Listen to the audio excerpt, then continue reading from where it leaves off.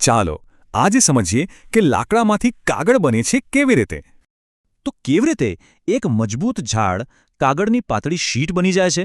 ચાલો જોઈએ. આખી વાતની શરૂઆત થઈ છે જંગલથી. સૌથી પહેલા વાંસ અને નીલગિરી જેવા ઝાડ કાપવામાં આવે છે. આ મોટા લાકડાના ગોળવાને પછી મશીનમાં નાખીને નાના નાના ટુકડા કરવામાં આવે છે, જેને ચિપ્સ કહેવાય છે.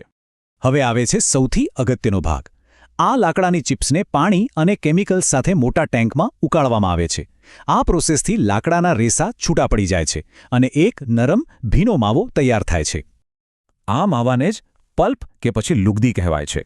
સમજો કે કાગળ બનાવવાનો આ જ મુખ્ય કાચો માલ છે.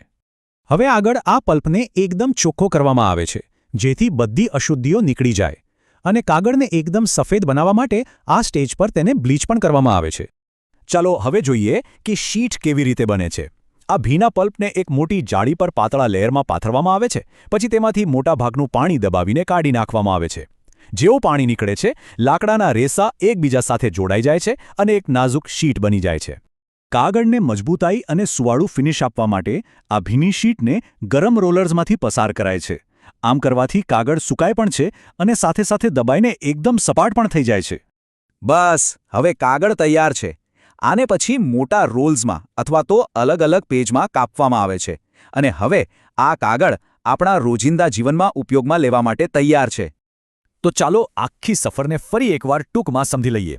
ઝાડમાંથી બને છે ચિપ્સ અને ચિપ્સમાંથી પલ્પ. પછી પલ્પની સફાઈ થાય છે, તેમાંથી શીટ બને છે, તેને સૂકવવામાં આવે છે અને આપણો કાગળ તૈયાર. આખી પ્રક્રિયા જાણ્યા પછી કદાચ હવે આપણે કાગળના એક સાદા પાનાને પણ અલગ નજરથી જોઈશું, નહીં?